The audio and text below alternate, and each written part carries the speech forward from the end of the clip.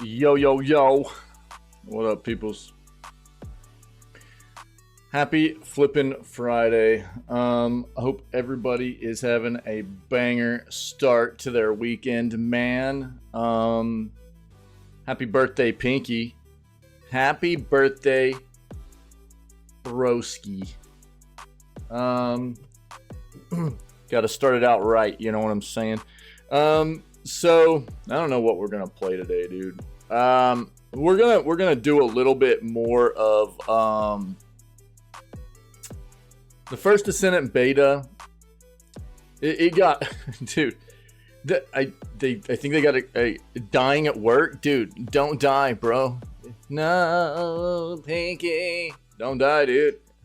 We need you. So the first Descendant, the first day felt really good, and then yesterday got to where it started feeling like the game was really repetitive. And it was like, well, that sucks. And not only that, but like the second quest line, second section of the main quest line in the game, there's a boss in there, dude, that is actual balls. And I looked it up online, and yeah, it's that for everybody. Apparently, if you're in a group of people, you can go take him down fast enough. If not, then basically he just puts up this shield that you can't really get through. And there's a timer on him. The shield never goes away at one point. It's like a totally bugged fight. It's really, really weird. And so I don't know if we're going to play a whole lot more First Descendant. But we'll see what we do. We've got some other games. We could play Fallout New Vegas. I still want to play more God of Weapons. Actually, dude, Witchfire's looking really good. I wasn't really planning on playing that too. Unfortunately, Payday 3's looking terrible. So I'm kind of actually glad I didn't play that on release. We'll talk about that today too in the news. We'll talk about Payday 3. We'll pull up Witchfire. We'll talk about that. We've got some games to talk about, obviously, as well as just our normal news topics and stuff that we'll find in our searches and everything, you know what I mean? So let's go ahead and do what we do, man. Let's dive in here and let's see what we can find for today's September 22nd version of video gaming news, baby. Let's go do this.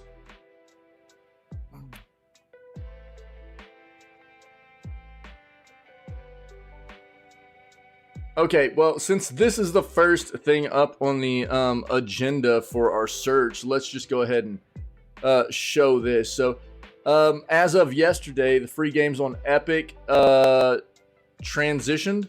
So, 911 Operator was available over the past week. It's no longer available as of yesterday morning. And now you can get Out of Line and The Forest Quartet for free. So, don't forget to go get your free games, okay? Go get your free games. It's a no-brainer. Next week, we'll be able to grab a Model Builder after these two that I just mentioned are no longer available. From this 28th of September through the 5th of October, it'll be Model Builder and Solstice, okay? Those will be your free titles. Now that that's out of the way,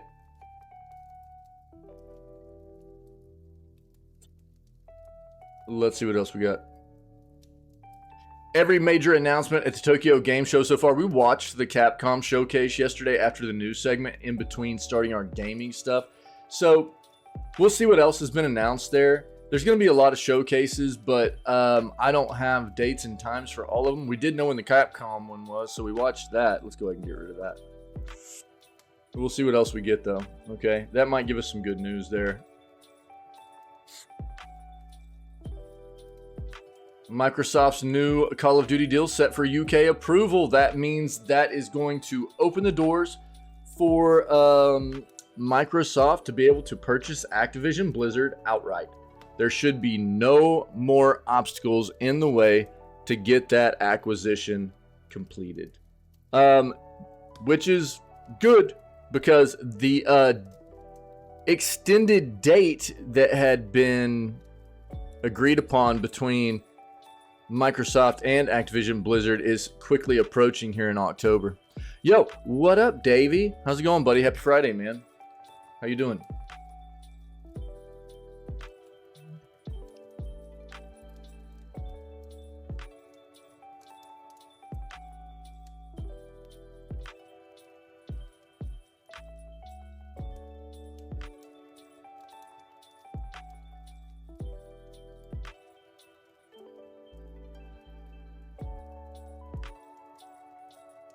We've already talked about this.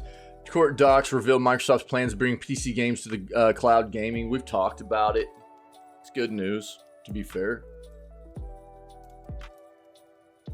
as far as I'm concerned.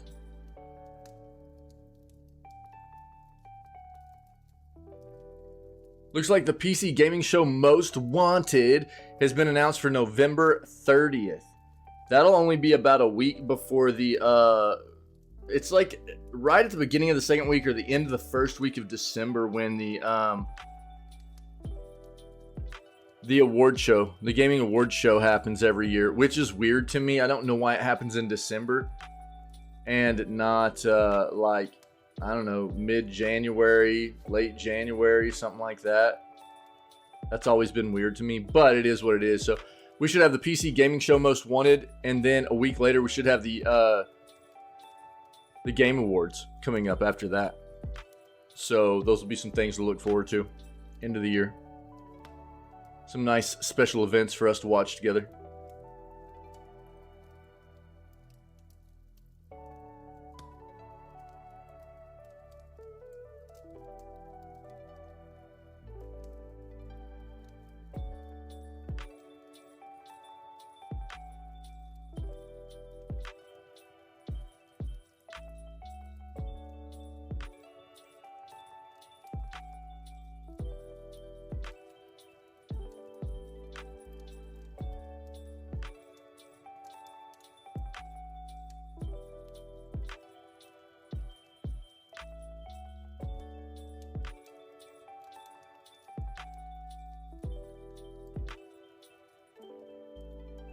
Looks like Ubisoft has greenlit The Division 3.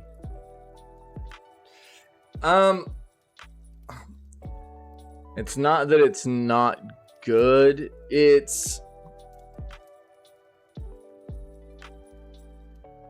a beta. So there's expected to be, I think this is what people need to understand. It's a beta. So it's not going to be necessarily fully indicative of what the final product will be. The full game is not releasing until 5-6 months from now. A lot can change in that time. Okay. I think that the game has a good core behind it.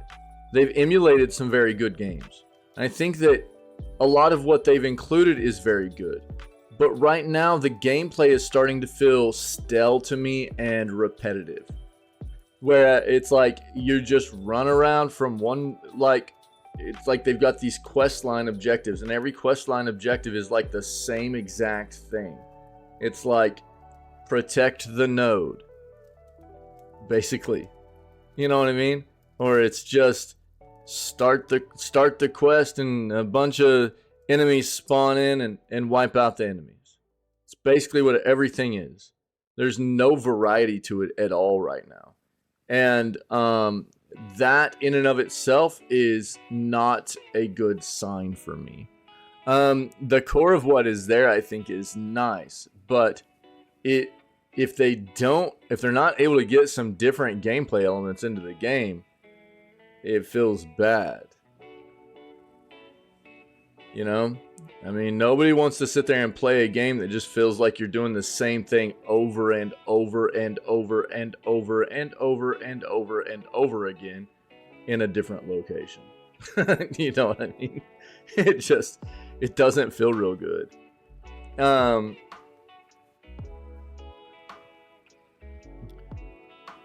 Yeah, and that's exactly, you know, why I you know, hit on that whenever I started this conversation. It could be. We don't know exactly. You know, I hope that it changes. That's why I'm saying I feel like it has a good core. I feel like it has a good core to it. They've emulated a couple of very good. I think that the game is very Destiny 2 and very you know, Warframe, both very good games. I think that they've got a lot of potential here, and I would like to see a game like this improve in the ways in which I feel it's lacking, because it is a free-to-play game that I feel could be done well, affording people a nice free experience to game on. You know what I mean? And so it would be nice to see it evolve into something at least decently entertaining instead of getting into day 2 and going, wow, this feels really repetitive and I'm just kind of over it. You know, aside from the bugs, which are expected to be kind of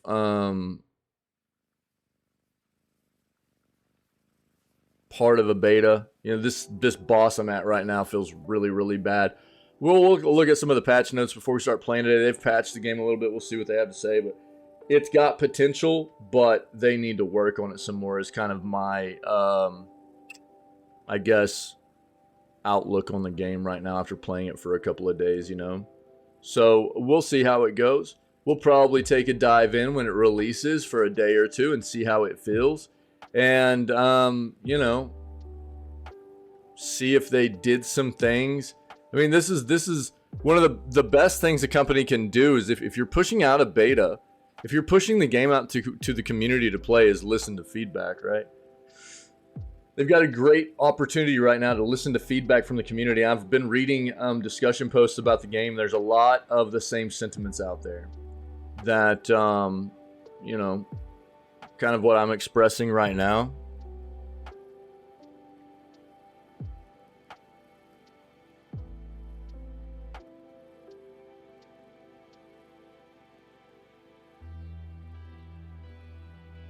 Okay.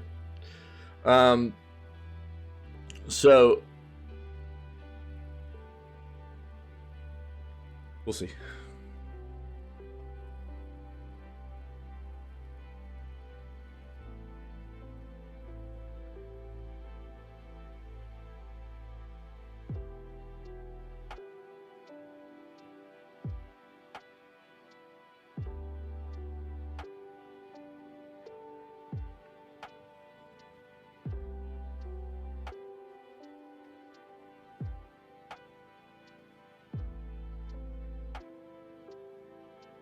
It's like Best Buy has a sale going on right now. If anybody is in a region where you've got a Best Buy, and you can get some maybe some Switch games on sale.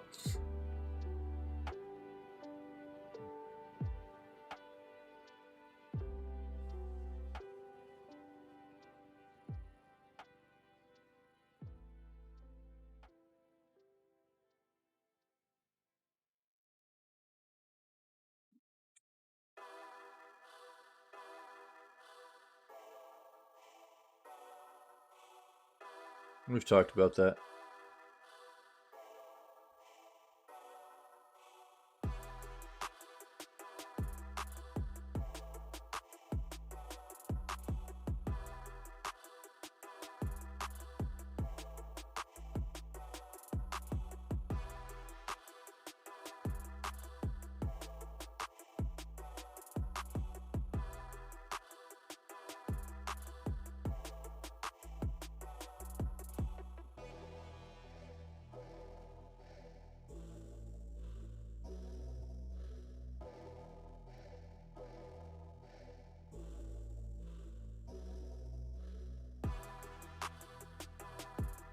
Microsoft would buy anybody they could if the opportunity arose, okay? If the opportunity was there, they would buy anybody they could that made sense, right?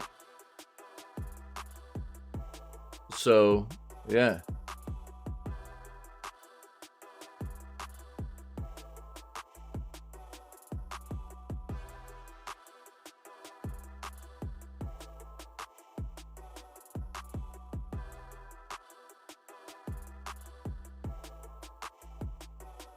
There's actually probably a pretty good chance a new Spawn game will come because there's a new movie coming.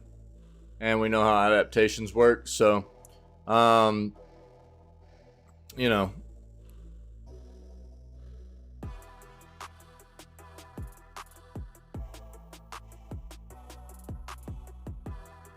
If there's, if the movie does well, then, you know, sometimes we'll see, if it's already a really solid series that's been out for a while or whatever, whether it be in the realm of entertainment outside of video games or vice versa, you know, then the adaptation is an easy take on the other end. But sometimes, if like with Spawn hasn't been around very much here lately. Spawn hasn't been. I mean, Spawn was a character in what, Mortal Kombat 11. That's roughly it. As far as entertainment, movies and stuff, Spawn was a movie in like the 90s. Other than that, we haven't seen much of Spawn, I don't think. And so they're probably going to test the waters with the movie. If the movie does well, they'll adapt it to a video game like most of these do, you know.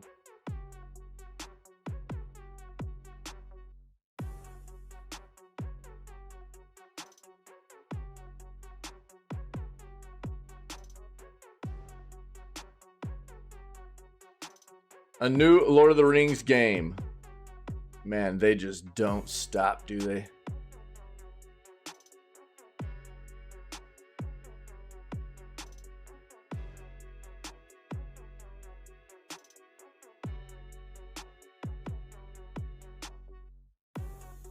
We already talked about the free Epic Games.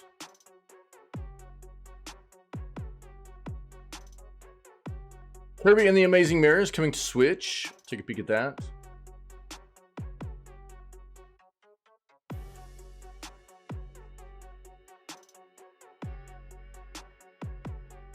Is the end of what? Physical media? Well, I mean, it's gonna be the end of. Look, to be fair, this generation of console should have been kind of the end of optical media anyways, so they're just continuing to use a technology for, you know, physical media that's becoming quickly obsolete and too small in the amount of data that it can store. It was a big reason that it's becoming obsolete. So instead of transitioning over into something more appropriate, like Nintendo has done with SD cards, micro SD cards, you know, they've continued to just, and now I think that they need to continue to put optical drives in them because backwards compatibility is something they need to continue to do. PlayStation's terrible. Xbox has done a pretty solid job, actually, of giving customers backwards compatibility. But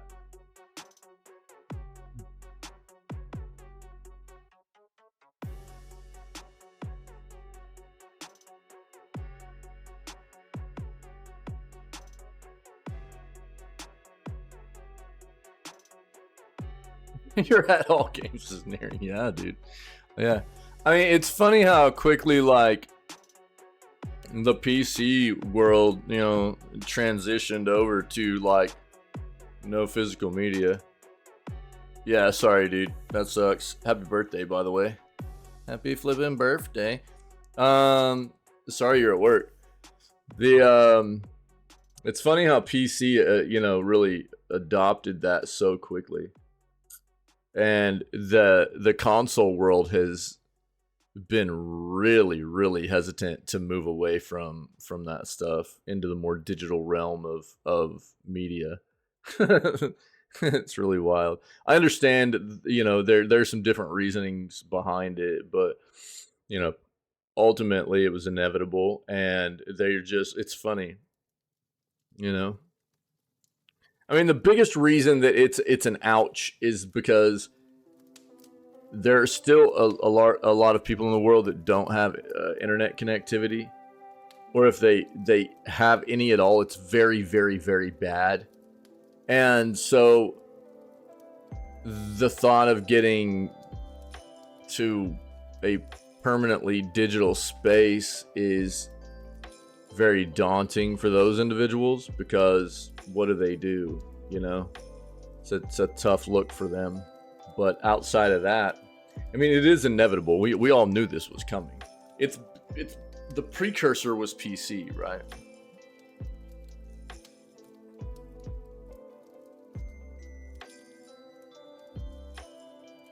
Mysterious VR game based on handcrafted clay models announced.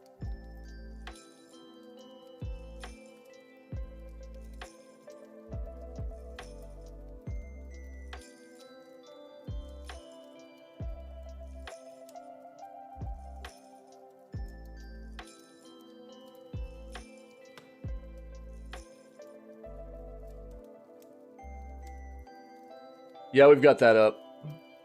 I mean, look, let me just say before we even get into this Division 3 article, somebody who played the Division 1 on release and Division 2 on release.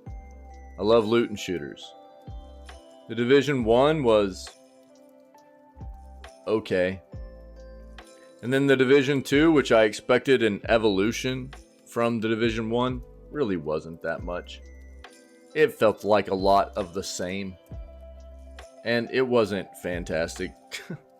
So why would I expect the Division 3 to be any different? You know what I mean? That's another one of those games that actually just starts feeling very repetitive to me after a while.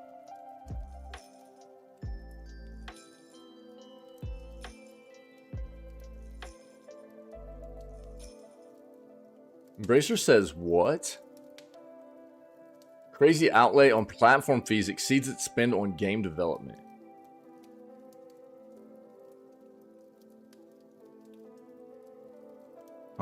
Let's take a peek at that and see what's up.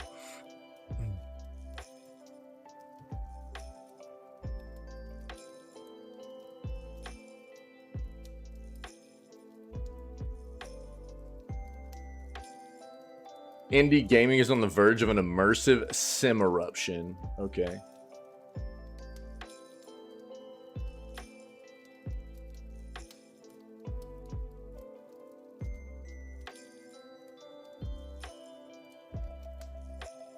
What is this?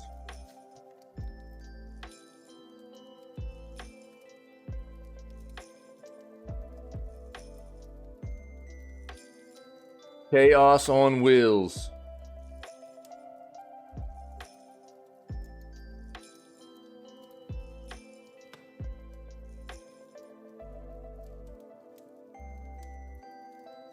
I'm not going to expect much from that, but we'll see what it is. Yo. This is what I was expecting to start seeing right here. Unity stock has dropped 12% this week. I said this about 4 days ago. I was like, watch the fallout from this. I wasn't sure, but I was kind of under the assumption that Unity was a publicly traded company. And I was like, if they are, their stock's going to start plummeting, dude. Here we go, man. Unity is crashing, man. Yeah. Let me pull this up real quick. As expected, man.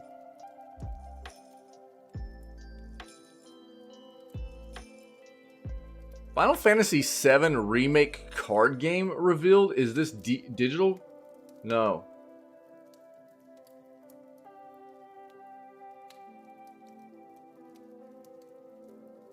Board game. Materia Hunter, a card game, will be released next year. What? Huh. If you're interested, take a look. It's not video game stuff, though, so there you go.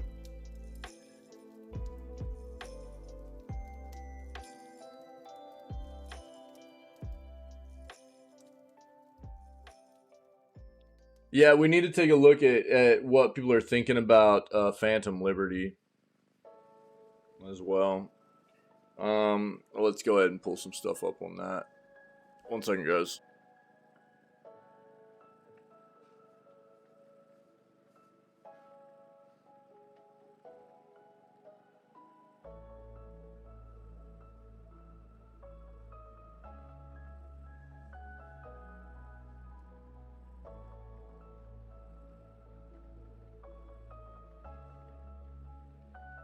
So these are some of the games I want to take a look at this morning. Let's go ahead and get some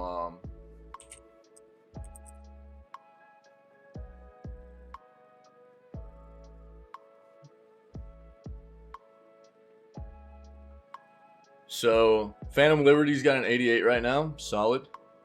Nice. Good. We also want to see some how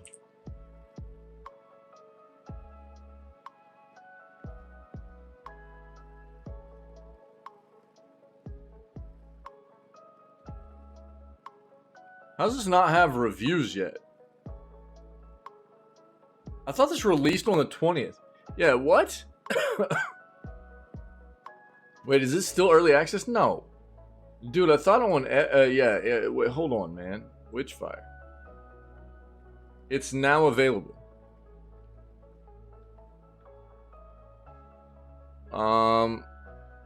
Okay. I read some reviews last night. And I actually wasn't aware that Witchfire was supposed to have like roguelike elements to it, which is actually much more intriguing for me in a game like this. And apparently a lot of what reviewers are saying about the game right now are that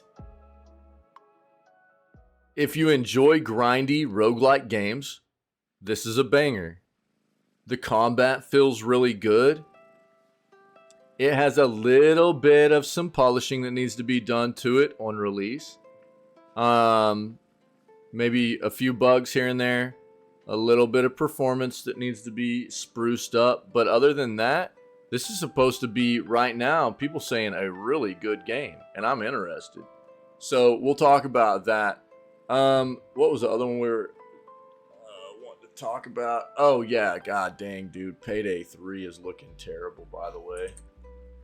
So, unfortunately. I mean, Kappa. Yeah. Yeah, this is more in line with what I've seen from user scores across the board right now. We're talking about like a 5 out of 10, dude. It's looking really rough. And I think where a lot of that comes in is what people were expecting from Starbreeze. And that's probably why I won't play. This is why I probably won't play Payday 3. People were expecting an overall evolution of Payday 2 to Payday 3. And unfortunately, I don't think that's happened. Shut your mouth, dude. Shut your mouth. It seems like there's been a few surface level things that have gotten better. But other than that, it seems like they've actually taken a step back in a lot of things. And that's unfortunate. So, while Payday 3 was on my agenda to play, I'm actually kind of glad that I got caught up in the First Descendant for a few days here. Because it prevented me from diving into Payday 3 on release. And I'll show you why after we pull up some reviews and stuff.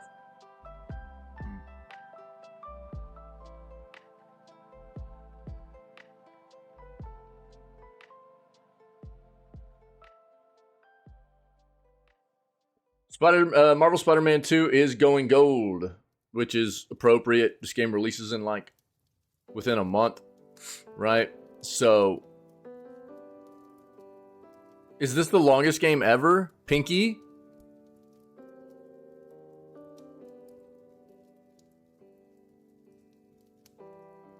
I think Pinky would disagree, and I know why. All right, let's dive into these articles. Let's kill this music.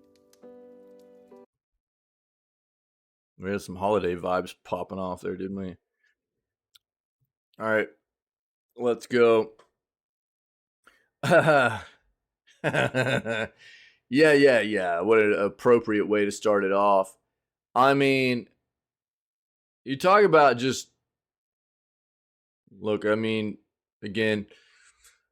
I've got some, if people have not seen these yet, I do have some of our initial discussion. It's pretty fleshed out regarding the Unity situation. This is our initial reaction here from the YouTube channel. This is the kind of a further breakdown discussion of it in the following days, or the next day, I think, actually. So we fleshed this out a little bit here in the news segment, and I'm if you watch those, you'll get a really good idea of like kind of what's happened here with Unity. But basically, I think the biggest takeaway here is that this is a company that has been consumed by greed, by pure business individuals instead of, I say this a lot in the gaming industry. Look, I don't care what industry you talk about. Any industry you talk about, business is a big part of business is obviously quality products and, knowing where you can be an efficiently running business and everything, but you take care of your employees and you take care of your customers, dude, you're setting yourself up for success. Whenever you quit having any kind of true aim at or concern for quality products, taking care of your consumers, taking care of your employees and things like that, things start going downhill for businesses. That's what has happened to Unity here. I truly believe that's what is at the core of this. They are being run by a outlook that is purely about numbers, purely about how much more can we make.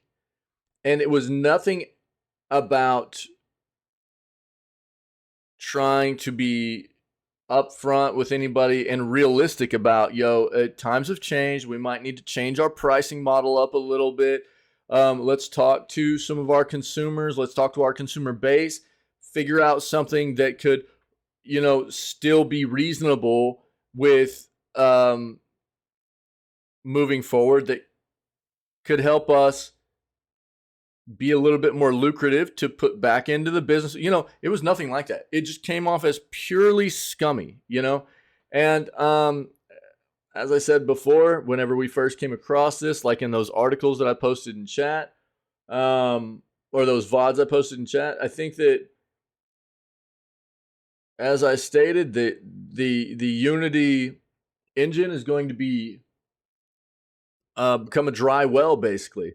I think most developers are going to steer clear of this business and this engine, because even after backtracking now a little bit, nobody's going to want to have anything to do with this company because they know what they're about. And this is just a reflection of exactly what's happening. The fallout here is really coming to fruition with what Unity tried to push down upon their consumers in the industry. And so we can see their stocks already dropped 12%. It's going to continue to plummet too. Understand that. So their stock is going to continue to go down heavily. This is what I'm wondering. If it goes down far enough, do they get purchased? Does this whole company get bought out and they just, whoever buys them, just eliminate the entire brass section? It's like at the top and try to revamp this. I mean, they've got a good engine. It's just the entire front office that really screwed this up, Microsoft will buy them? Yo. Yeah, Pinky. I mean, look, to be fair, I think it would be real short-sighted for major companies to not be looking at this situation and going, this could be an opportunity. Especially big companies that do a lot of, in-house development, and companies that are set up to provide access to developers. You know what I mean? Like Microsoft has this entire indie setup to help indie developers get on their feet and stuff like that. Who knows? Valve has the same thing. I don't know what it would take to buy out something like Unity, but if their stock gets bad enough and they continue to drop, what are the chances that they end up selling, Do you think Microsoft has enough overhead to dive into this kind of venture right now, depending on what it would cost? They're about to complete a $69 billion deal. Can they turn around and just get Unity as well right now? Probably. Microsoft's just a well of money, dude, so I don't think that would be an issue, probably. But that's actually not probably a bad call there, dude. But I don't know. There'd probably be a lot of conflict of interest with Microsoft buying Unity, because there's going to be a lot of games that are built on that engine that are like proprietary for other consoles and stuff too. You know, that'd be a weird situation. They're just reaching to their second mountain of money, right? Yeah, yeah, yeah. That's what I was thinking too.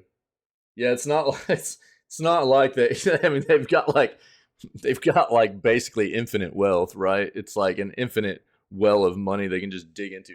But I mean, I don't think it's wild to think that um they're going to continue to plummet, dude. Unity's going to continue to just tank. There's no doubt about it. In my mind, anyways. I don't see any way for them to dig out of this. And I think it would be real short-sighted for some other companies in the gaming industry, big companies, to not be looking at this and going, yo, this is a pretty good opportunity for us. Maybe buy out Unity, strip the brass away that tried to make these changes, take the company back to what it was before, get it back to its core, let everybody know that this company is being run by a better company now. You know?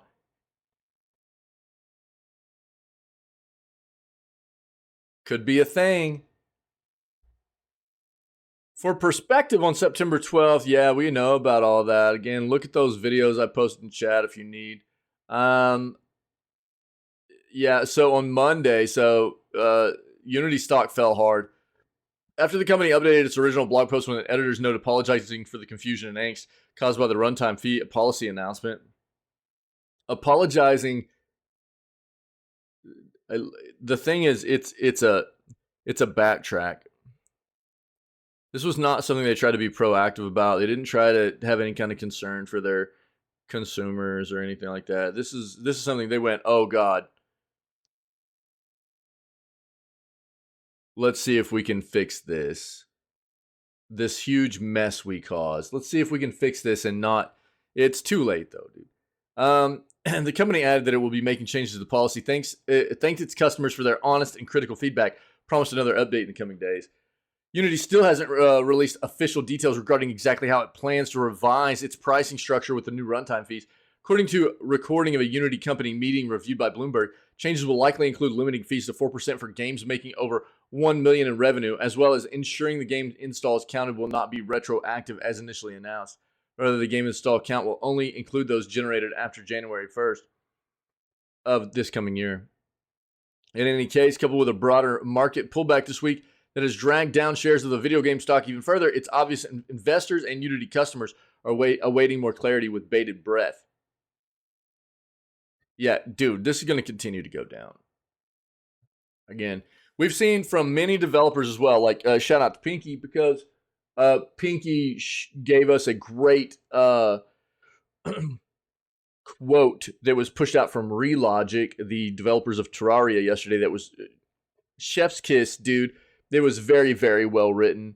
It expressed all these sentiments in better words. I'm no wordsmith, you know, but it expressed a lot of these same sentiments that I have tried to express in my own viewpoints of this situation, this fiasco that Unity has gotten themselves into. Relogic put out a very well-written statement that really captured everything that I've been saying about this entire situation. We've seen many other developers basically talking about how they don't want to have anything to do with Unity anymore, and that companies should be looking at other engines, you know? Because again, they've shown who they are, they've shown what they're after, and basically anybody that gets into bed with Unity now should be very, very, very scared about what Unity will try to do to them in the future. If they've tried to do this now, they'll try to do it again.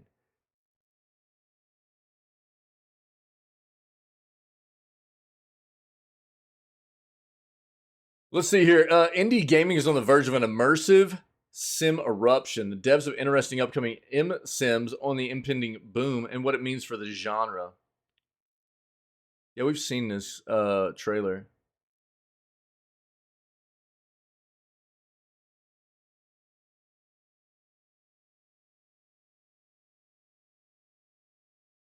Games like Shadow of Doubt, Fallen Aces, and Gloomwood are merely the steam rising from the bubbling magma chamber, that is indie immersive sim development. Like the recent revival of retro shooters, the indie space is on the verge of an immersive sim eruption.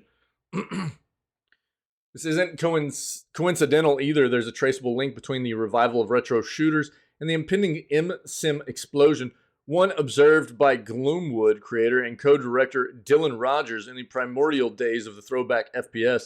A bunch of the New Blood team saw the writing on the wall, knowing that people really resonated with the alpha of Dusk, and I was like, I bet it's going to be like when these games came out in the 90s, they're going to be like, oh my god, indies can make these kinds of games now, and we're going to move on to more complicated stuff. Like, who's going to make the first pseudo Half-Life or start experimenting with immersive sim mechanics? Much like John Romero using Quake Megabucks to bankroll Deus Ex. The whole reason Gloomwood was signed by publisher New Blood was because of the success of Dusk. Rogers had shown the prototype of Gloomwood to Dusk's creator David Szymanski during the shooter's development and was mulling pitching it to the New Blood's director Dave Oshry. David was like, let's see how the dust settles after Dusk, and if we feel it's right, we'll pitch it to Dave. And it was very fortunate that Dusk did well, and New Blood could actually start looking at doing more projects. The way history has repeated itself is uncanny, but it's also a little portentous. Commercially speaking, immersive sims don't share the same track record for success that shooters do. It's the video game genre equivalent of the Ring videotape, Rogers says. You make an immersive sim, and then you die several years later. Yeah. Immersive sims are also substantially harder to develop than shooters, something New Blood has acute understanding of. David has talked about the way he designed levels for Dusk. He could knock out a level pretty darn quick, especially near the end because there were deadlines. So he was like, I have to knock out a level every couple of days. We could not do that. It takes us at least 3 to 4 months to make a single level. This is partly because those levels need to be coherent, believable spaces with numerous avenues of approach, but it's also because of all the mechanics underpinning the level are interlinked. I've talked to everyone making an immersive sim, and I've heard the same story from everyone. The moment you continue to make the game and one system changes, it reverberates out and starts affecting all these other systems. Yeah. At a time when independent developers are making all manners of games, the idea of indies tackling the immersive sim remains slightly preposterous. So how is it possible with a team of 3, 2, or even as a solo dev? Tucci points out that both the tools and knowledge needed to make such games are far more readily available than they were even a few years ago. I do all my modeling, texturing, and animating in Blender, which I learned from YouTube videos. I make Spectra in Unreal Engine, which I also learned from YouTube. And since I'm a really visual learner, I've been able to use Unreal Blueprints, their built-in node-based visual scripting system.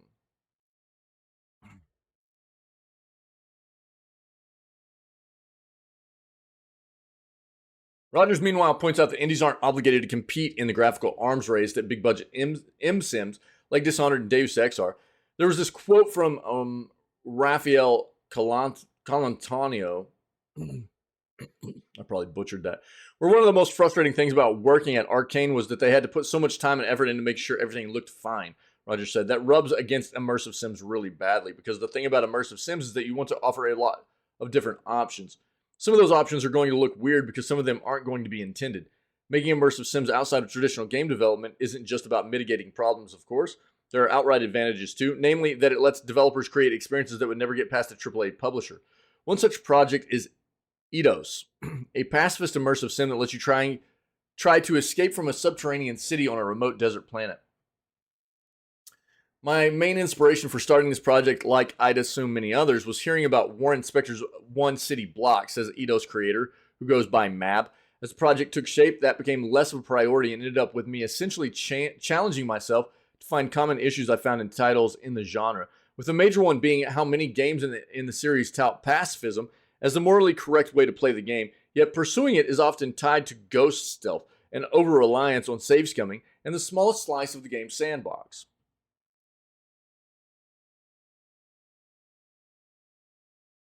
By making pacifism mandatory rather than optional, it forces Mab to think about how to make that experience mechanically satisfying. This has resulted in a toolset that focuses on enemy and environmental manipulation rather than violence. Some of these are familiar immersive, MSIM concepts like hacking tools and a bolt caster that shoots smoke, flash, and noise arrows to distract enemies. There are more unusual tools too, such as a magnet gun that lets you push and pull magnetic objects towards you or yourself to bigger metal objects, and a deployable laser tripwire that can be connected to other deployable items so they're triggered remotely. The other advantage indie immersive sims bring is much simpler, new perspectives. For most of the genre's existence, immersive sims have been driven by just a handful of designers, nearly all of whom either emerged from or are in some way connected to the origin system's Looking Glass binary. But with this new generation of game designers, that's changing. One such example is Parapecia, an immersive sim hailing from Poland. Inspired mainly by games like System Shock and Deus Ex, Parapecia has many influences typical of this genre, including cyberpunk and anime, and explores familiar themes.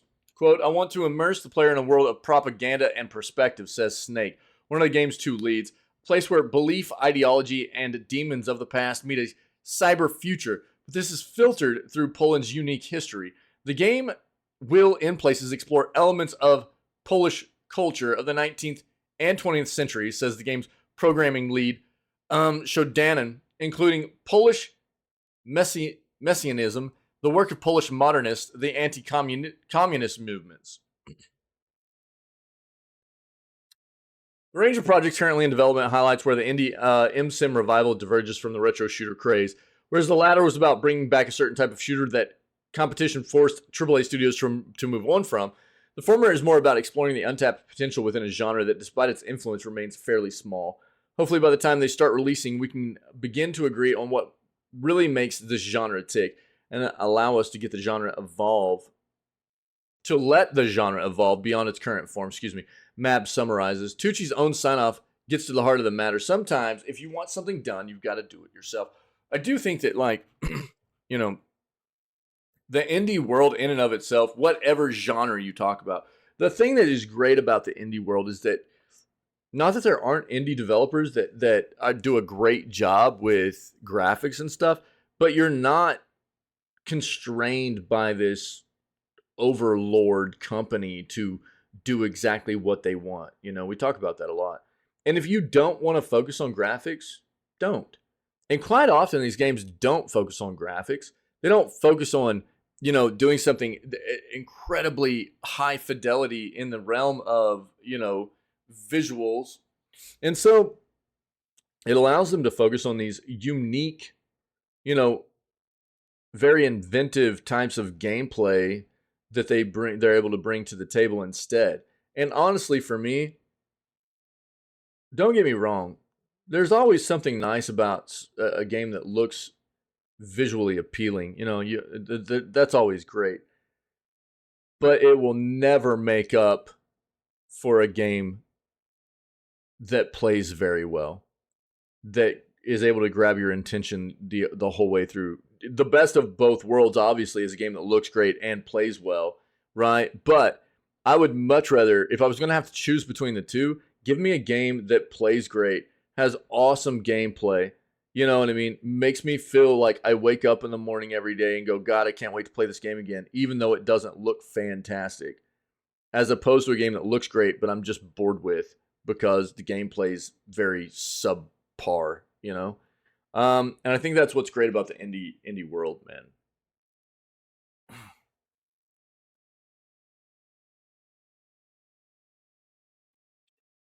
Check out Vehicular Mayhem and New Chaos on Wheels gameplay video. What is this, dude? Cody and Games has released a brand new trailer showcasing Vehicular Mayhem and Chaos on Wheels ahead of its October 19th early access release. Fans can get a good look at some of the 25 plus vehicles equipped with weapons of war, perfect for destroying the competition. This is literally, God dang it. Why can't it, I'm blanking, dude. It's too flipping early, not enough coffee.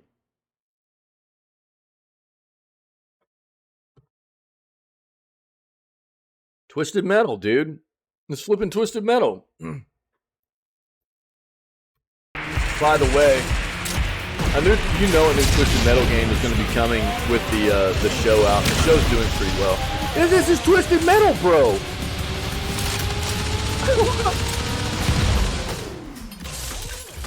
Nice.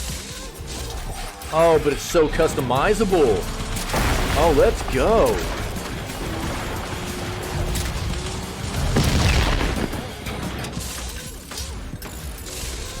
Bro, is that a Viper? That looks like a Viper.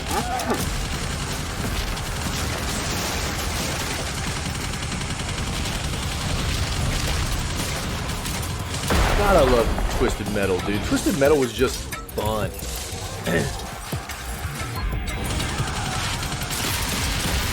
Bro, that's a bug. They were just shooting a bug, like a Volkswagen Beetle, dude. Oh, I got a Hummer up in here too, dude. Shit. Oh, but that thing is tanky but slow. I mean, it looks fast.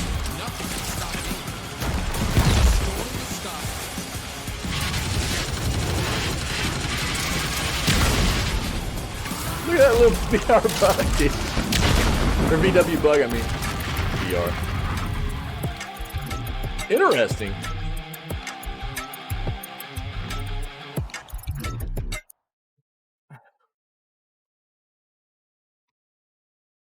Huh.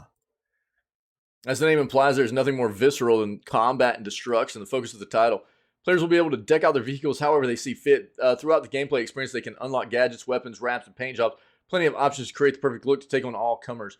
Perfect visuals and attachments. Yeah.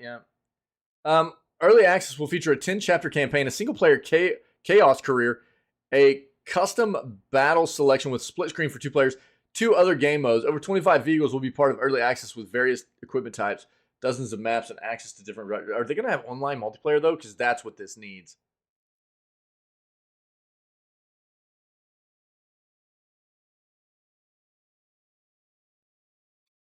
Let me see this, dude.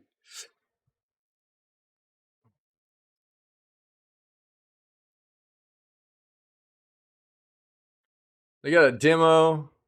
Chaos on Wheels. October 19th, huh?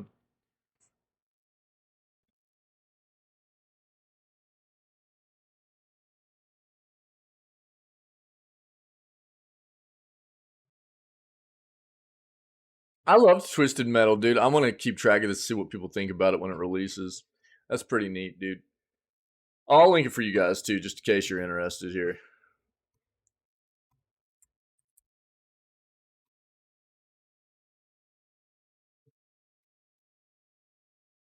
Shut your mouth.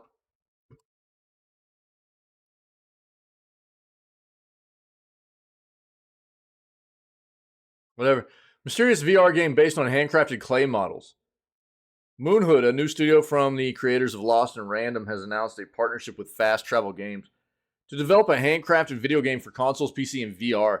Players will dive deep into alien worlds and experience a mysterious story. The characters in the game world will be handcrafted from real materials, such as clay and 3D scanned into the game. Not many details are available yet, but you can get a first impression in the announcement trailer linked below. Studio also plans to share more news via social media.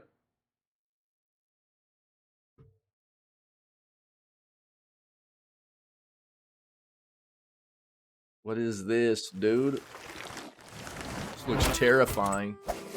What is it about claymation, dude, that is just so flippin' scary? You know what I think it is? Welcome to our new studio. All the Tool videos from back when I was younger.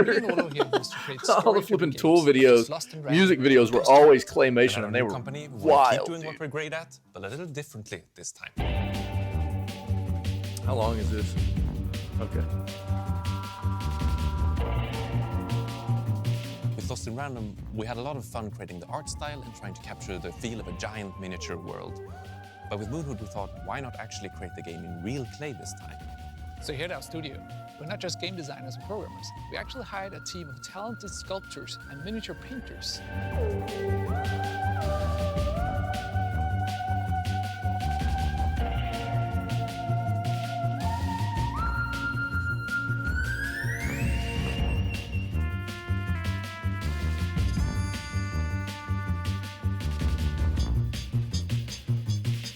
Working in this nice, dude. These characters are awesome. Creative path that's a lot grittier and sort of more poetic than anything we've ever done before.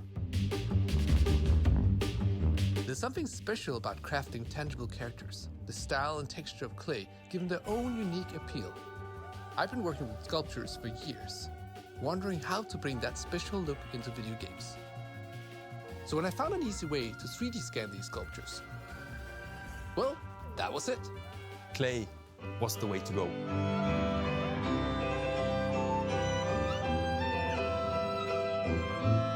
Moonwood's new game is coming to console and PC, but you can also choose to play it in VR. We're happy to announce that we're partnering with our publisher Fast Travel Games to make this a reality. You know what? We're also super excited to announce that we're partnered with on this game. Wow, that's pretty cool. Next time, we'll be ready to show you what the game and the world we're building really is about. Until then, we're showing a lot of our progress on social media, so please give us a follow. Oh, those two fools forgot the most important part. Sign up for our newsletter. Now go. Goodbye. Shoo.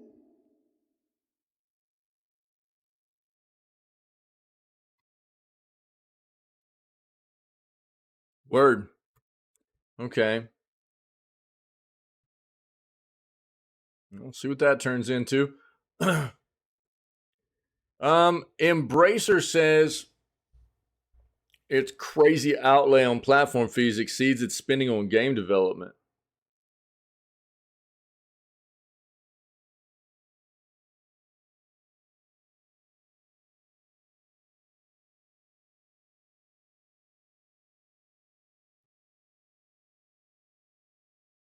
It also says a new Epic Game Store exclusivity scheme will help keep Steam on its toes. Yeah, we've talked about that a little bit. Embracer Group CEO Lars Wingfors has said the company spends more on platform fees than it does on game development. In a Q&A session during Embracer's AGM on Thursday, the executive was asked for his thoughts on the recently announced Epic First Run program. The new exclusivity scheme will allow developers of any size to claim 100% of revenue if they agree to make eligible titles exclusive to the Epic Game Store for 6 months. After the 6 months are up, the game will revert to the standard Epic Games Store revenue split of 88% for the developer and 12% for Epic Games. In comparison, Valve has traditionally taken 30% share of game sales on Steam, although in 2018 it introduced a revenue share tier system which offers more to developers if their games meet certain sales thresholds. At the end of the day, this is a quote from Lars, I think it's a good having competition to Steam because it puts them on their toes to deliver their best experience. Wingfors said of Epic's First Run. Obviously, we would like to pay less fees to platforms. In reality, we are paying more fees to platforms than we spend on game development every year. And if you just think about that number, it's crazy. Well, let's see the numbers, Lars. If that's true, let's see the numbers.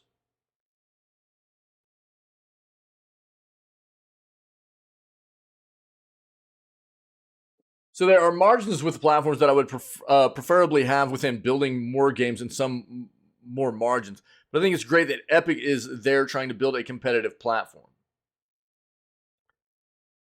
Okay. So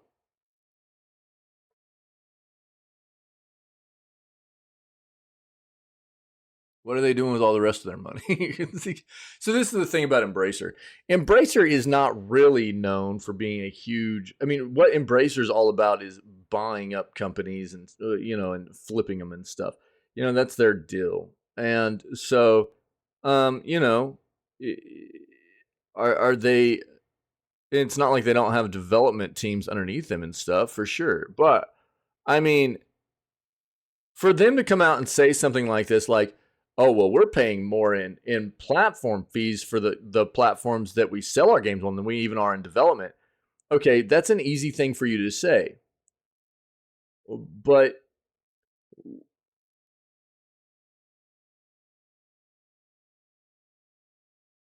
I mean, what kind of games are you making then? And how many games are you making? I mean, that's all things that you need to take into consideration here. So they can just throw out a quote like that if they want. It's not like Embracer is a small company, dude. And if that's the case, then what are you doing with the rest of your money? Because even on Steam, if they're pulling Steam's pulling even 30%, right? And they're getting the rest. Embracer's getting the rest or whatever. Then what are they doing with the other 70% they're pulling in? If they get 70% of that money back, What are they doing with the 70% of that cash? You know, because basically what they're saying is like the 30% is more than they're spending on development.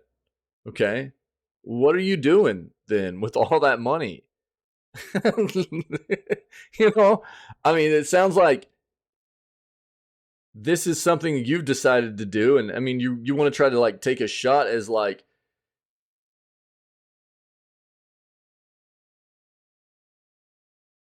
it's hard to determine in a quote like that if you really look into it whether or not yachts are expensive. Yeah, exactly, dude. That's kind of what I'm getting at. You know what I mean? That's kind of what I'm getting at here. Is like, you know, like where are you reinvesting that profit at? You know what I mean? Are you guys just out partying and stuff? Or are you actually reinvesting it into like trying to make more games? You know, it's easy for them to say that, but unless we actually have like a detailed list of their, you know, where they're putting that money back into or whatever, then okay, that sentiment doesn't really hold any water with me, man. I'm sorry. You know? Yeah. Perfect, Pinky. Yeah, dude. At the same time, yeah, the consumers are perhaps looking at things differently. They want to be able to pick their platform. So there are many different perspectives to that, and I don't want to go too deeply into that, but I think competition in general is great. Well, I agree with that. I think competition's fantastic. Look, I think that Steam is I think Valve's a great company actually. I think Valve is a good company. I think that Valve and here's the thing that I really don't want to see happen to Valve. I don't want to see Valve get bought out. I think Valve is solid where they're at, you know, and they make good hardware, they make good software. Um, I think they're a solid platform for PC. They have been for a long time, and I don't really want to see them change much. But I do think competition's good. You know, there's nothing wrong with competition. And I know a lot of people were pissed off about like Epic Games coming into the fold, and it's like, okay, man, just another platform for me to have games on, you know? All right, dude. Yeah, everybody was so pissed off whenever Epic came around. I get it, man. You know, it's not fun having multiple platforms where you have libraries on and everything, but to be fair, competition is good. And I'm sorry, man, but especially at this point, you want to talk about like Epic, dude? I've got a library of between 250 and 300 games now. Of dude, at least half of those are flipping bangers that I've gotten for free. You know, what's the total number of games I have here? It's actually insane. So, 255 games. You know, what up, Valunico?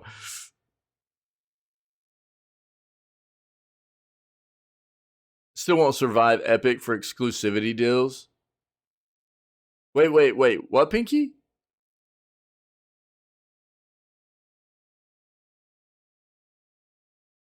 Yo, Lunico, what's up, buddy? How you doing, man? Um,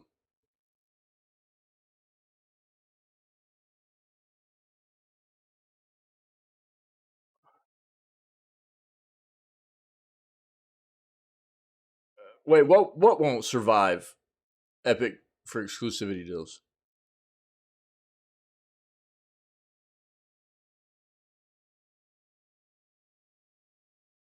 Yeah, no, you're fine, dude. I'm just trying to know exactly what you're trying to say. No, you're good, dude. It's your birthday, dude. You do whatever you want. Forgiven, bro.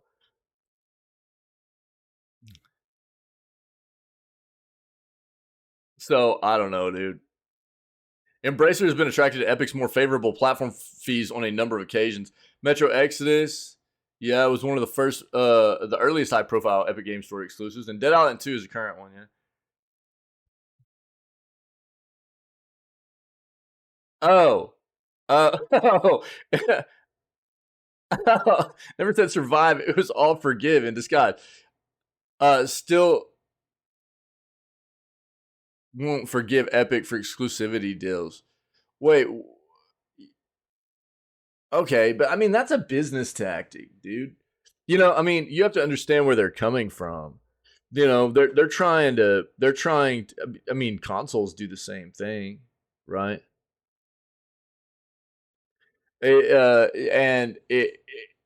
Epic's trying to come into the fold well after Steam has. They're trying to build themselves a platform. I agree. I mean, I'm not a fan of it, you know what I mean? But I understand the way that that works and them trying to pull in customers, you know? Realistically, I understand why they've done it and why they're doing. And I mean, they're making it a much better deal than Steam does. If Steam wants to compete, they can do the same thing. You know what I mean? If Steam wants to compete on the same front as Epic, they can do the same thing. But they don't feel like they need to, obviously, you know?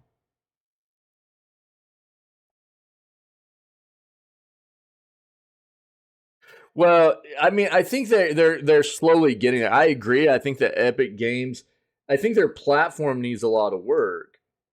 One of the things that's so great about Steam for all of us gamers is, you know, now to be fair, also Steam's been around for a lot longer. They've had a lot more time to evolve into what they are, right? So I think we need to be a little bit more generous in giving Epic a little bit more time. They are starting to roll out achievements, things like that, but we need the same kinds of flexing. You know what I mean? Like for one of the things that I think Epic really needs to work on is like giving us the same kinds of customizability for like profiles and showing off our achievements for every game, flexing our profiles and stuff. You know what I mean? Better launchers and things like that. I agree, dude. I agree. Right. But first and foremost, I mean, the thing is, for them to be able to invest time and money into making the platform better for its customers, they have to have a customer base, dude. You know? And so I think that for me, it's understandable why they have more of an aim at trying to do the best they can to bring in consumers and customers and partners and everything, business partners, first and foremost, before they've really gone hard on fleshing out the platform. I know it doesn't feel good to us necessarily, but I can understand why it's that way. What? You know? Well, yeah, I mean, everybody knows that like Epic is, you know, able to even create a storefront and everything because of Fortnite. Yeah, Lunico for sure. Um, you know, Fortnite is definitely their cash cow, if you will. So that's what's given them their big kind of capital and their name to be able to push into such a venture, right? Yeah. Yeah, I know, dude. It's the same thing consoles do. Again, I mean, it doesn't feel good, but it's just part of the world we live in. It's a reality of it, dude. I know. It's been in the gaming industry forever, dude. You know, perfect world, dude. We wouldn't deal with exclusivity at all. I talk about that a lot. I hate exclusivity. I hate that there are games that come out on console that I can't play on PC too. You know what I mean? The exclusivity side of it sucks. You know, first party proprietary stuff. And then, you know, like I agree, Epic getting, you know, exclusivity for these games and everything, but I understand the business tactic of it. Not really a good approach to gain users. Um, well, if they want to play that game bad enough, they'll get a player base, they'll get users. So I mean, I think it just depends on your approach. I mean, to some of us, we're fine with waiting. To other people, there are a lot of gamers out there. Um, well, yeah, for sure, Lunico, but it's still generally the same thing, you know. But I agree. That's why I promote PC over console so much. It console's gotten so scummy.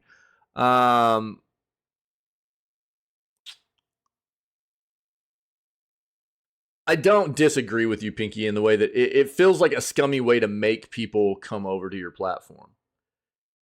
I think that's what you're getting at. And I feel the same way, dude. It feels like a scummy way to force people over. And a lot of us that are willing to wait will just wait, right?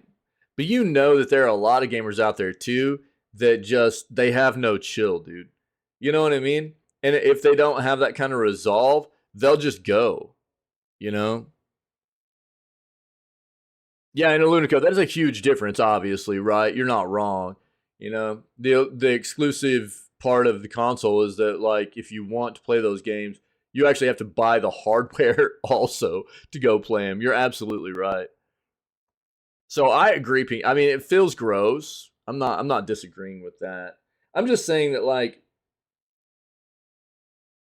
I guess it's not a surprise to me. You know what I mean? Of them trying to make this, like, platform out of, you know, very late in the ball game, really, compared to where Steam has been and how long they've been around, and what they feel like they need to do in order to bring in people to their platform. You know? So I'm not necessarily disagreeing with you, dude. I understand why they do it. It doesn't feel good to me either.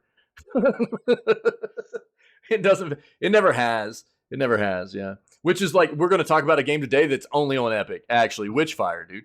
It's only on Epic. And I was looking at it last night and I was like, bro, for real, it's only on Epic? I literally, like, I did that last night. I was sitting here at my PC and I was like, God dang it, dude. I literally did that sitting here at my feet. I was like, God, it's not on Steam, you know? I mean, I'm right there with you, buddy. Yeah, you know, like that. I hate that, dude.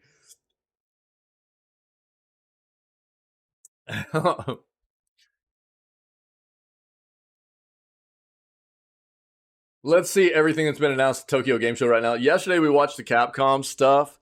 There was a Capcom showcase that popped off yesterday after our news segment from the Tokyo Game Show.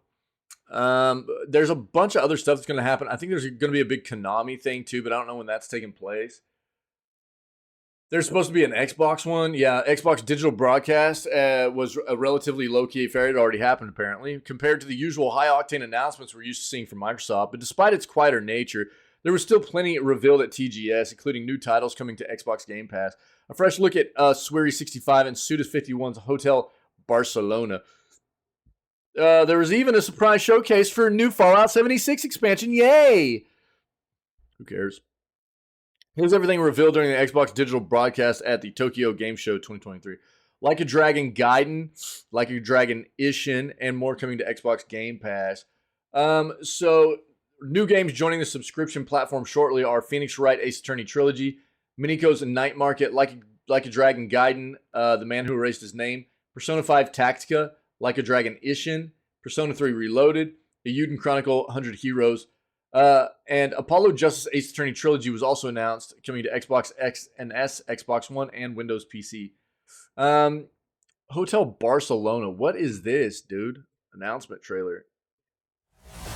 Do you think the witch is really here in this hotel? Just nod and say yes. Happy Friday, Alunico. What are you doing this weekend, bro? Play ball!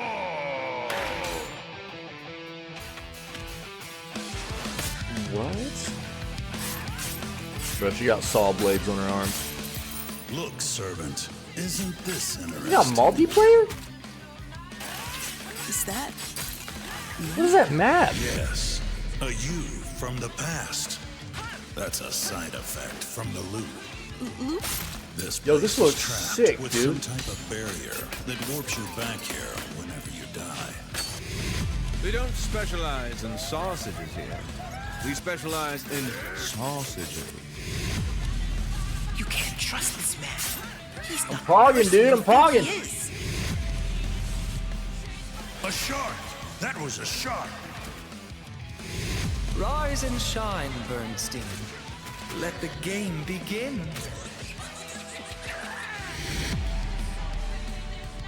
Don't you know that hitchhiker is a derogatory term? And I will permit no manner of discrimination. I'll shut up all the bigots, even if I need to rip them limb from limb. Chains of despair! Ha! Stay away from the lake. That campground's cursed. Got a death curse on it, yes sirree.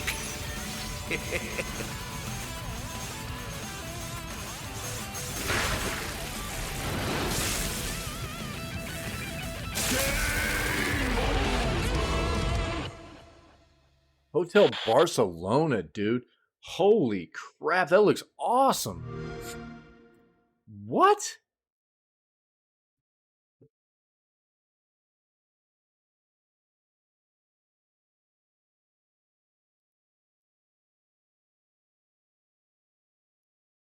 No, it's not on here, dude. No. Crappers, dude. Hold on. Hotel Barcelona, the previously announced collaboration between famed game designers Swery65 Suda51 was given its first trailer at Tokyo Game Show. This revealed a wild-looking 2.5D slasher parodic action game. Features alien beings, AI sharks, and serial killers, a whole lot of style. Pretty much exactly what you'd expect from a game created by Swery65 and Suda51. Game launches for Xbox Series X and S in 2024. Holy crap, dude. That looks sick.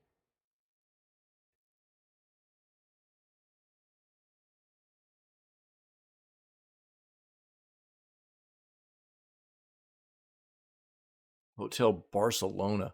That looked awesome. Fallout 76 is headed to Atlantic City.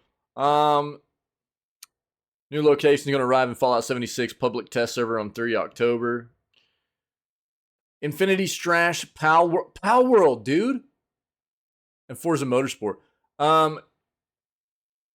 Forza Motorsport official track reveal. Hakone Circuit. Is that what that is? Here you go.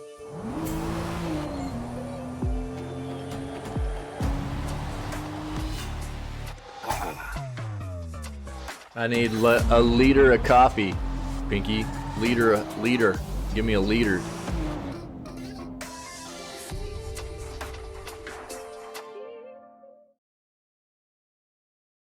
Where are the guns for the cars, you know? A number of games revealed received short new trailers during the Xbox digital broadcast Tokyo Game Show. That's what you need, bro. Me and you both, dog. Including Forza Motorsport, Infinity Strash, Dragon's Quest, The Adventure of Dai, Pal World, and Miniko's Night Market.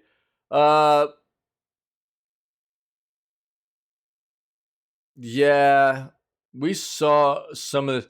Pal World got a new trailer. Leo, let's try to watch this real quick. Octopath Traveler 2 got a brief showcase where it was announced that the game will arrive on Xbox platforms early next year. Cool. 2 coffees and 2 energy drinks in. Been at work for only 4 hours? Oh no, dude.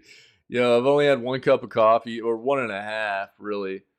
Wolong Fallen Dynasty? Yo, stay away from this game. This game is a hot piece of garbage.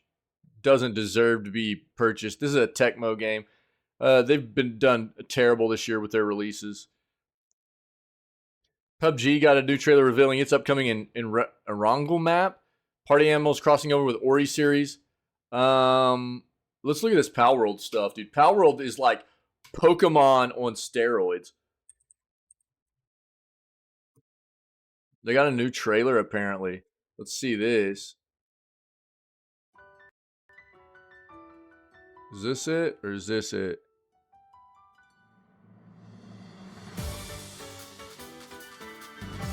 No. This might be it. Hold on. Let's just go to YouTube.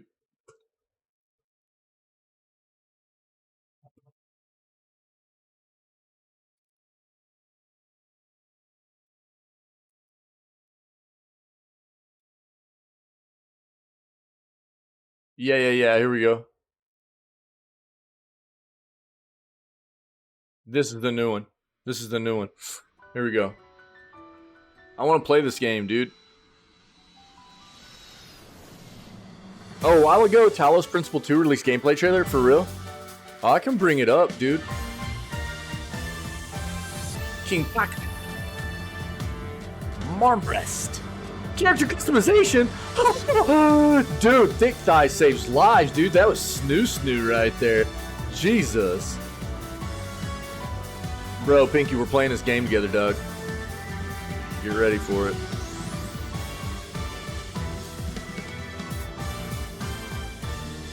Absolutely, yeah, bro.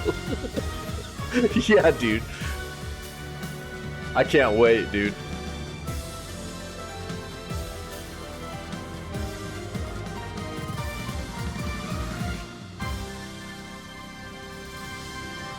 Dude, I hope it's a banger. It looks so cool.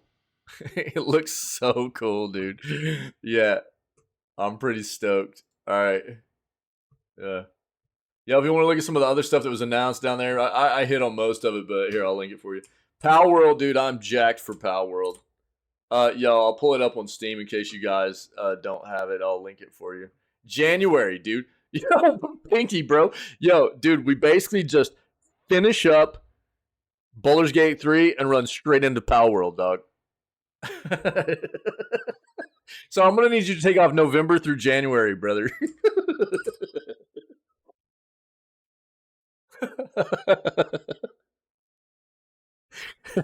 No big deal, right? You got this? God dang it, dude. Oh my god. All right, Microsoft's new Call of Duty deal set for UK approval, baby. It's coming. UK's competition watchdog has said Microsoft's revised offer to buy the Call of Duty maker Activision Blizzard opens the door to the deal being cleared. The CMA said the updated deal appeared to address concerns it had raised. Under the new proposal, Microsoft will not buy the cloud gaming rights owned by Activision Blizzard. Its original $69 billion US deal was blocked by UK regulators. Earlier this year, the CMA prevented Microsoft from taking on the whole of Activision over concerns that the deal would harm competition in cloud gaming in the UK. Microsoft then submitted a restructured deal for the competition watchdog to look at last month, which we've talked about. But if you didn't know, under the new offer, Microsoft agreed to transfer the rights to stream Activision games from the cloud to French video games publisher Ubisoft for 15 years. The sale to Ubisoft of this portion of Activision's business will mean the cloud streaming of games like Call of Duty, Overwatch, and World of Warcraft will not come under Microsoft's control. In a statement on Friday, the CMA's chief executive Sarah Cardell said the CMA's position has been consistent throughout. This merger could only go ahead if competition, innovation, and choice in cloud gaming was preserved.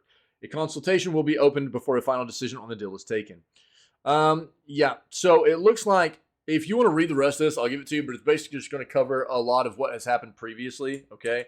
That's what we need to know. I was pretty sure that this was going to be approved by the CMA at this point. A lot of what we've read leading up to this had led us to believe this was going to be the case. So, very, very soon, over about the next week and a half, be prepared for Microsoft to outright own Activision Blizzard finally. It's going to happen. Division 3 confirmed by Ubisoft. Brother, go away. The Division 3 confirmed by Ubi. The Division 3 has been confirmed to be in development. Ubisoft revealed the news during an announcement about Julian Geraghty being appointed the executive producer for the Division brand. His move back over to the Division will come after Star Wars Outlaws, the game he is serving as creative director on, releases. Now he's setting his sights on Tom Clancy's The Division 3, as well as the plethora of other projects set in the Division universe, including the mobile game Tom Clancy's The Division Resurgence, and the survival action shooter Tom Clancy's The Division Heartland, Ubisoft said in the announcement. Quote, a core focus of Geraghty is to build a team for Tom Clancy's The Division 3, which will be led by Massive Entertainment, while making sure Tom Clancy's The Division 2 remains well supported. Outside of that, his attention will be on a solidification of brand identity.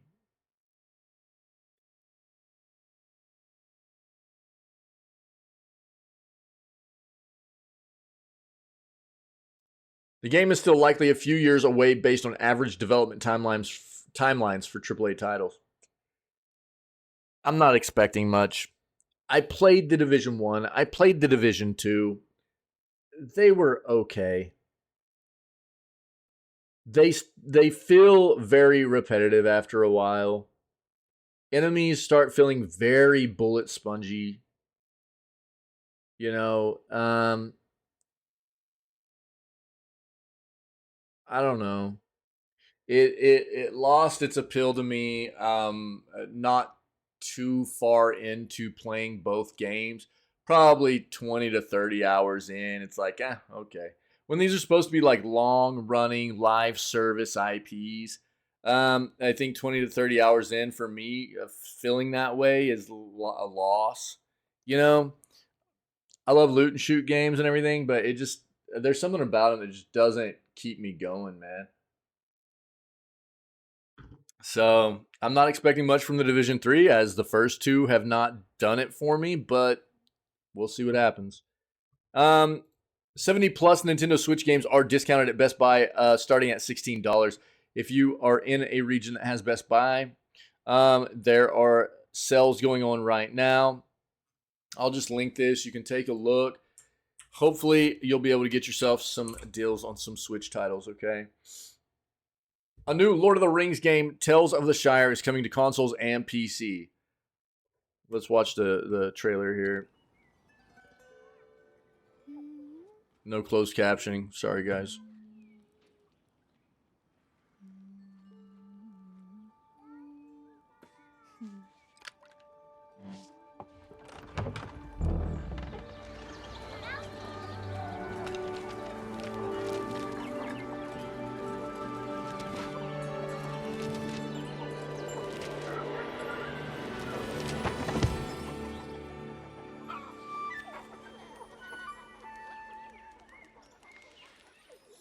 Yeah, it just wasn't for me, dude. Oh, is there a ton? I didn't even see the monetization. Is it terrible? Yeah. Yeah, I don't know. I played it, killed some monsters and stuff, and was like, I'd rather just play Monster Hunter World. You know what I mean? I don't know. As a mobile game, like, it just doesn't really fit very well for me. It's nothing like as engaging as like Pokemon Go or something. So I just was like, oh, okay, I'll just delete it. It just wasn't for me, I guess. You know what I mean? To each their own. New Lord of the Rings game, Tales of the Shire, has been announced for PC and console.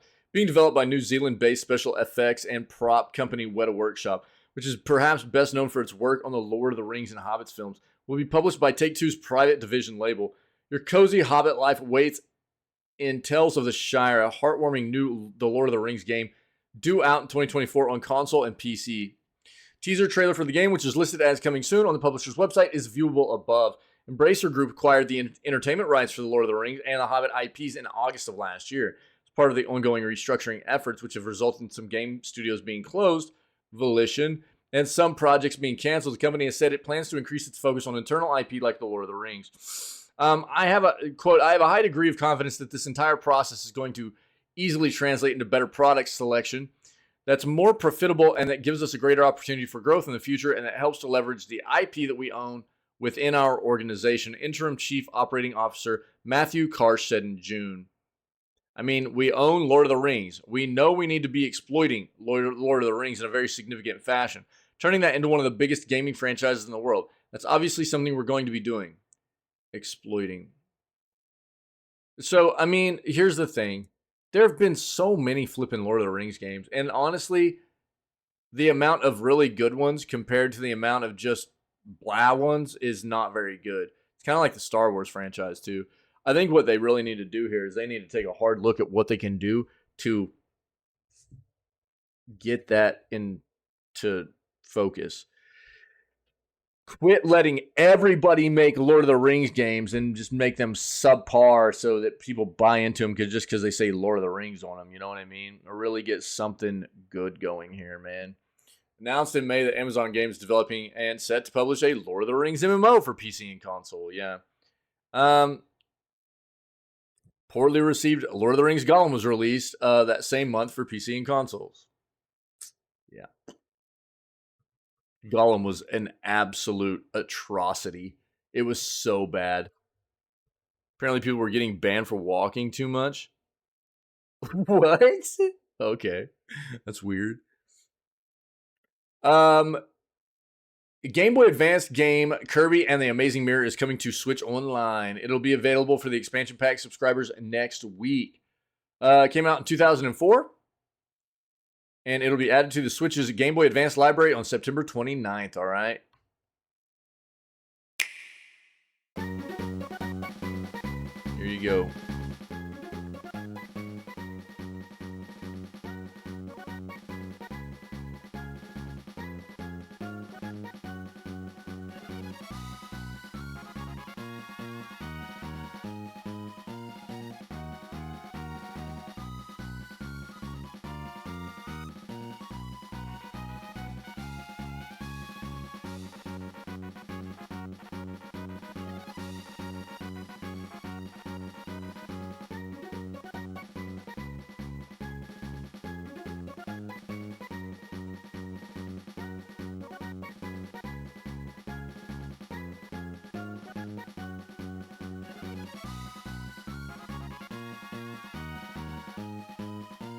There you go.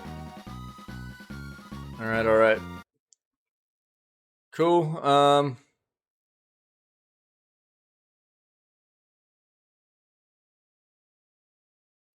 Find out all about that in this article, but if you don't have the Switch Online and expansion pack, you can find out all about how much that'll cost you at the bottom of that article. The last thing we're going to do is go over a few of these review scores and stuff here for some games and DLC and stuff that have been coming out. Phantom Liberty hit. Let's take a look. We're going to take a look at this, see what some of these review scores are, as well as Witchfire, which doesn't actually have any huge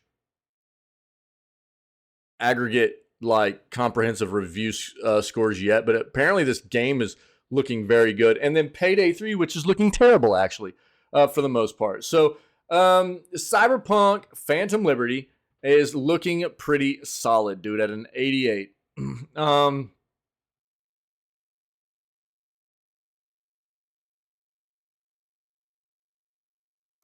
Whatever, dude. It's not a 100. There's no way. Ultimate Phantom Liberty delivers the ultimate cyberpunk experience with fascinating characters, exciting stories, and diverse gameplay. One of the best uses of the spy thriller I've ever seen in video games. Difference between this expansion and the base game, circa 2020, is staggering.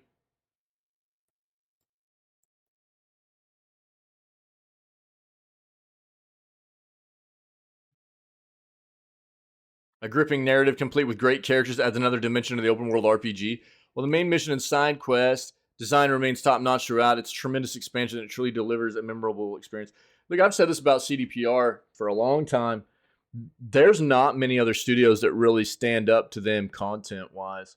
You want to talk about that kind of stuff, you know, with lore and narrative and the writing and quest lines and all that kind of stuff, dude. Character development and everything. It's they do a great job. They really do. Oh yeah, I will, dude. Thanks.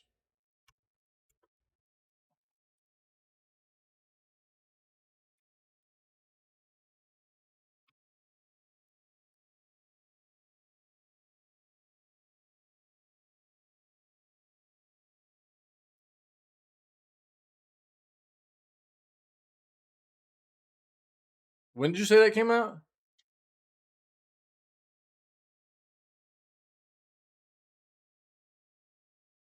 11 minutes exclusive gameplay. This thing right here. That's I'm not gonna watch that gameplay trailer. Probably this one on PlayStation.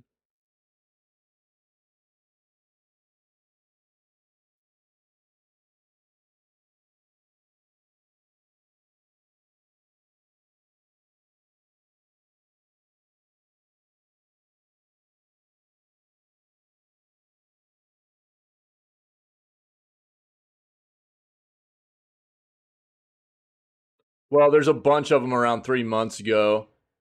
Thing is, I'm not gonna watch this one because this like 11-minute one, dude, is probably gonna get copyright strike Whereas like something from Devolver will be fine.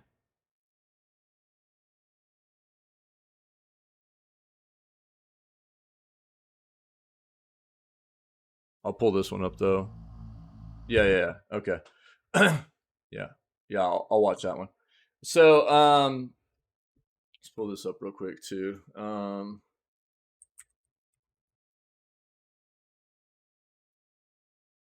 Phantom Liberty. No user reviews until the 25th. So we'll keep checking that. Right now, Phantom Liberty is looking really solid for people. That's good. Witchfire.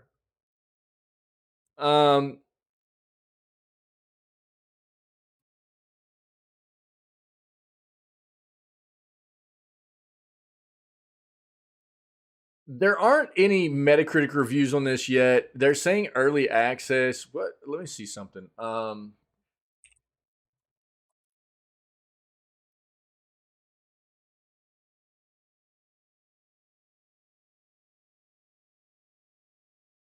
Yeah, I read a couple of these kinds of articles last night, and early access with a bright future ahead of it. Exceptionally solid combat, progression, punishment, vivid visual design. Some loops need refinement, needs greater incentives to explore, inconsistent performance issues. But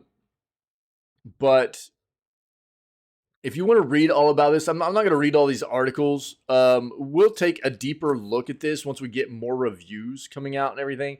Early verdict. So I'll just summarize this, okay? Witchfire enters an early access with a bright future ahead of it. While there's certainly some rough edges, the Astronauts has assembled the skeleton of a capable fusion between FPS sensibilities and roguelite punishments. Keen to see how it evolves over time from here. The other one I kind of looked at last night was summarized with a 9 out of 10, dude. Thanks to its blood-pumping action and quality aesthetics, it's easy to recommend Witchfire to anyone who so much as seen a dark fantasy first-person shooter. Sure, it's a little content light, but that's not to say it won't come back with 2 smoking barrels over the coming months. To say that, light us another one. This bonfire needs to breathe. Lots of love about it. Even in its early access state, only half the content to boot. Mechanically, it's swift, straightforward, tough enough to provide any diehard FPS fan with a decent challenge, not to mention any newcomer with a bunch of incentives to keep trucking forward. It's a little grind heavy, but its engaging combat certainly makes up for it in the most imaginative ways conceivable. And to reiterate, this is a game that was developed by just 9 people, so it's easy to sing their praises, really more so when some full fat studios often fail to tick even half of the same boxes. So apparently this game has a very Doom combat feel to it. Which I think is a solid thing. As well as it's built in like a roguelite style of gameplay. To put it short, Witchfire is a great introductory spell for the whimsical and often dismal realm of dark fantasy first-person shooters. So this might be a solid play, man. Could be a cool play. So we'll keep track. We'll keep watching this, okay? I'll be honest. Like, looking at the trailers and stuff, I was like, it just kind of looks like a basic shooting combat game. I didn't, expect a whole lot out of it. But the more I'm reading about it, the more I'm thinking it might be a solid play, man. Payday 3 is looking terrible, unfortunately. I'm going to I'll let you read some reviews if anybody's interested off of Metacritic, but I'm going to pull up a review on Steam that I saw last night that I think summarizes this pretty well. And I think for anybody that played Payday 2 that was expecting a solid evolution for this game, you're probably going to be disappointed.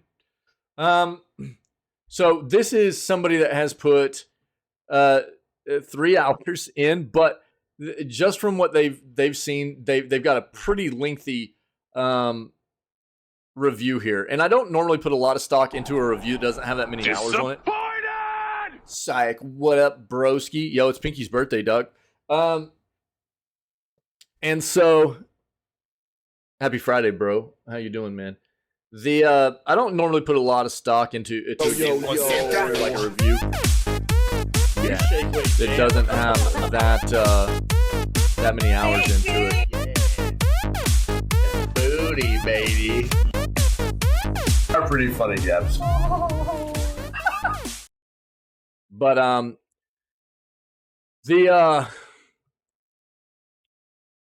read this last night and I was like, this person knows what they're talking about. This person played a lot of Payday 2, you can tell. And I'm just going to read the summary and conclusion of this for people.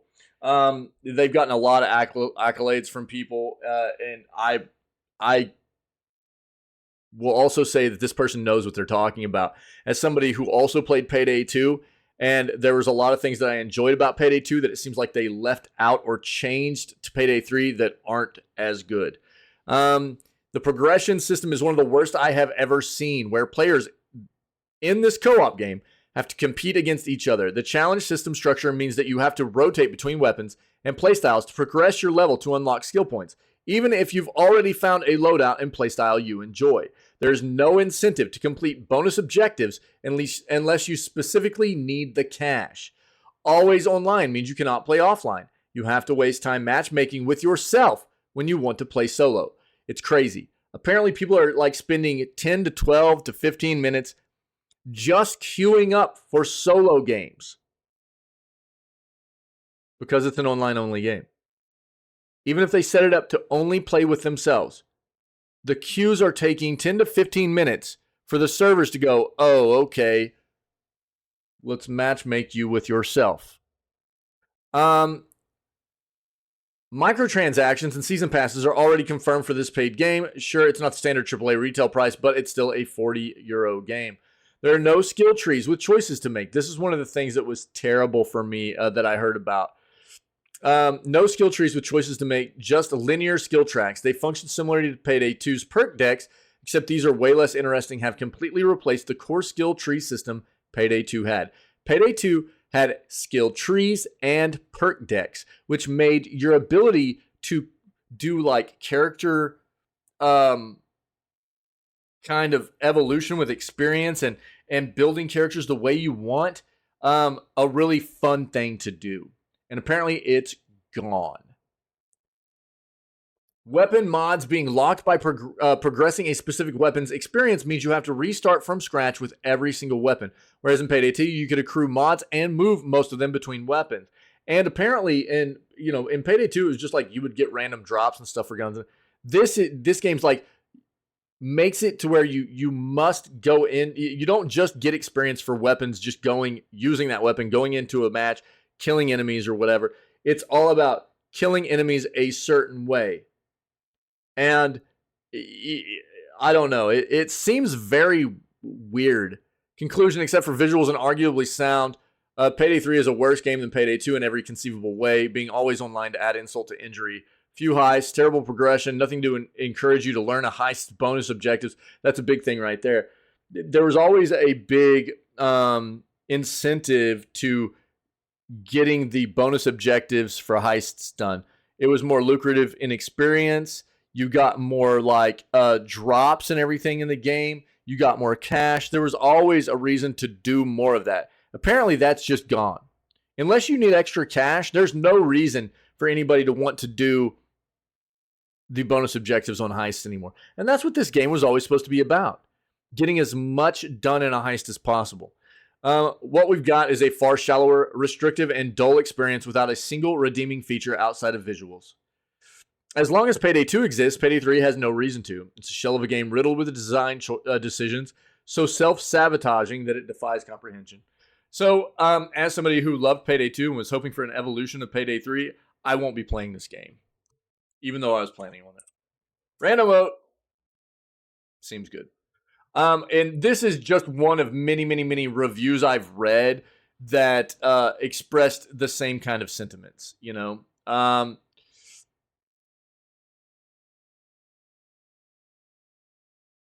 Feels more like a sequel to Payday the Heist than a sequel to Payday 2. They basically all, expressed that, like, sounds better, looks better, but everything about the gameplay is basically like, not where it should have been for a sequel for Payday 2. And for me, that's a loss, dude. Right now, the game is a 41% of 8,600 user reviews. The game released yesterday. It's really, really bad. So that's a very unfortunate thing to see. I think this is a case of a company trying to fix something that's not broken. There's a reason why so many people liked Payday 2. You know, and it was a very fun game. They did a great job with it. I think they took a step backwards, it feels like, unfortunately. So they won't be, Starbreeze won't be getting my money for that game, man. You know, and that feels bad because I was really excited about trying to get in and play some new Payday stuff. So looks like that's gone. Here's the last thing we're gonna do for today. We're going to watch the Talos Principle 2 gameplay that has been recommended by our buddy Pinky here, our birthday boy, our birthday buddy. And then we're going to go play some games. I don't know exactly what we're going to play for the rest of the day. Dude, we'll play a little bit. We'll start it off with some of the First Descendant again. We'll see how that goes. The first day was amazing. The second day started feeling really repetitive, and then got locked out of progression by a bug with a boss that I couldn't get to go away. Every time I went back in and fought the boss, same thing. So we might go play some God of Weapon stuff. We might play Fallout New Vegas. Who knows? Who knows, dude? We'll see. But let's watch this, and then we'll figure out what the rest of the day is going to hold for us, okay?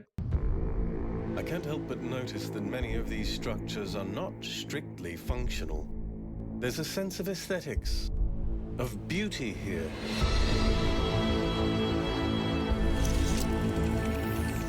This place might be meant to test us, but perhaps there's more to it than that. What are we being tested for? Our worth? Curiosity? Yo, looks dope. Our persistence? I keep thinking, why puzzles? Is it just their symbolic value? Because the thing about puzzles, Math pissed. Yeah, is I that would they fail. can be solved.